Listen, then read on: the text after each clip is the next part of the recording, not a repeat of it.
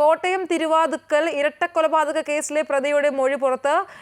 കൊല ചെയ്യാൻ ഉന്നം വെച്ചിരുന്നത് വിജയകുമാറിനെ മാത്രമാണ്.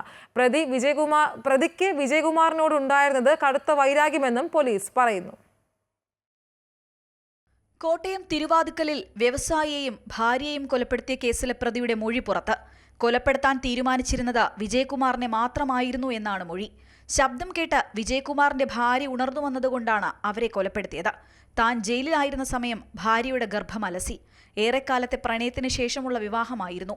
വിജയകുമാർ തന്റെ മുന്നിൽ വെച്ച് ഭാര്യയെ പലതവണ അധിക്ഷേപിച്ചു. അടിമയോട് എന്ന പോലെയാണ് തന്നോട് പെരുമാറിയിരുന്നത്.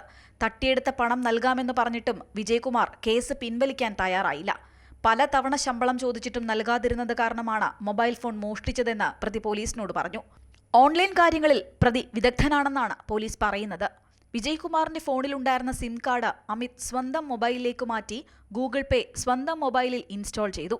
നമ്പർ ലിങ്ക് ചെയ്തിരുന്ന വിവിധ ബാങ്ക് അക്കൗണ്ടുകളിൽ നിന്നായി 2,78,000 രൂപ സ്വന്തം അക്കൗണ്ടുകളിലേക്ക് മാറ്റി.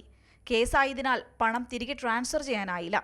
ജയിലിൽ ഒപ്പമുണ്ടായിരുന്ന കല്ലറ സ്വദേശി ഫൈസൽ ഷാജിയാണ് ജയിലിൽ നിന്നും പുറത്തിറങ്ങാൻ സഹായിച്ചത്. കോട്ടയത്ത് ഹോട്ടലിൽ താമസിച്ച സമയം കേസ് പിൻവലിക്കണമെന്ന് ഫോണിലൂടെ വിജയകുമാറിനോട് ആവശ്യപ്പെട്ടു. ഇതിന് തയ്യാറാകാതിരുന്നതോടെയാണ് കൊല ചെയ്യാൻ തീരുമാനിച്ചത്. ഹോട്ടലിൽ നിന്ന് 8 മണിക്ക് ഇറങ്ങിയ ശേഷം രാത്രി 12 മണിവരെ റെയിൽവേ സ്റ്റേഷനിൽ പ്ലാറ്റ്ഫോം ടിക്കറ്റ് എടുത്തു കഴിഞ്ഞുവെന്നും പ്രതി പറഞ്ഞു. 12 ഇടങ്ങളിൽ നിന്നും പ്രതിയുടെ വിരലടയാളങ്ങൾ പോലീസ് കണ്ടെടുത്തു. പ്രതിയെ ഇന്ന് ഉച്ചയ്ക്ക് ശേഷം കോടതിയിൽ ഹാജരാക്കും. അമൃത ന്യൂസ്, കോട്ടയം.